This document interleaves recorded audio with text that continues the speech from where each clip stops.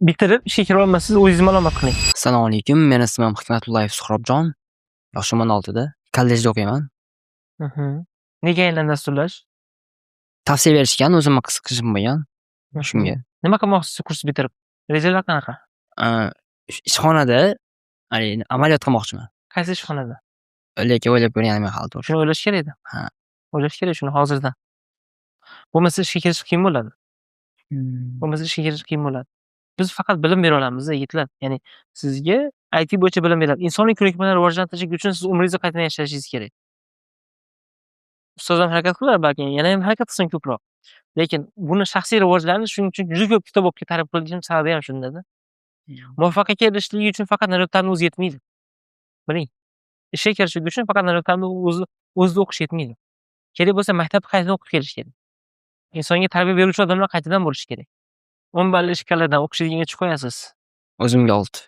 10 dan 6 3 degani. Bilasizmi? O'qimagan yaxshi emasmi shu o'qigandan ko'ra? Erkak kishi eng zo'ri bo'lishga harakat qilish kerak emasmi? Harakat qilish kerak, harakat qilyapman. Qanaqa harakat qilyapsiz? Ko'proq videoni ko'ryapman. Videolar? Ha. Amal qilish kerak emasmi ko'proq? Instagram foydalanasizmi? Ha. Kuniga necha soat?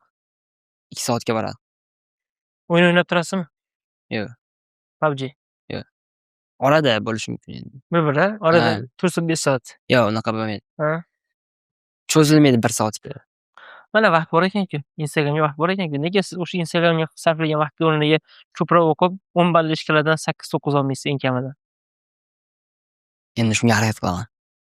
Nega qilmadingiz shu paytgacha? Oradan 6 oy vaqt o'tkazibdi-ku.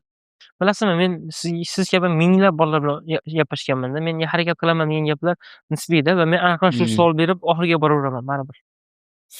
Ishoning. Shuning uchun men bilan eng zo'ri borku, do'stona gaplashish kerak, to'g'risini aytish kerak.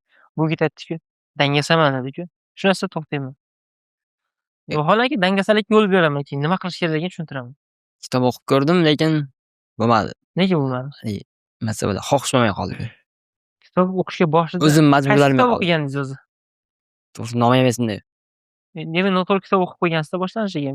Boshlanish uchun eng yaxshi kitoblardan biri menga o'zimga yoqdi, Binafsha Shu'lasi. Kitob o'qishni boshlayotgan odamlar uchun juda fantastik kitobda. Qiziqarli kitob, yengil kitob juda ham. Va kitobga bo'lgan qiziqishni orttiradi.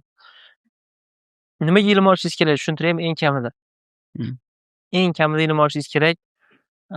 Sizni qo'lsiz yordamlar yoki siz g'amxo'rlik qilish kerak bo'lgan odamlar yaxshi yashashligi uchun.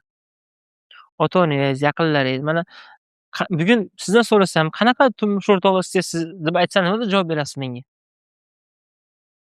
Ilmli bo'lsin, soliha bo'lsin, to'g'rimi? deb aytasiz, lekin o'zingiz unaqa emassiz u. Ilmli bo'lsin deb aytasizmi? Kitob o'qigan bo'lsin deb aytasizmi? Nimaga endi sizga turmushga chiqqan odam kitob o'qigan bo'lishi kerak, siz kitob o'qimagan bo'lishingiz kerak? Nega?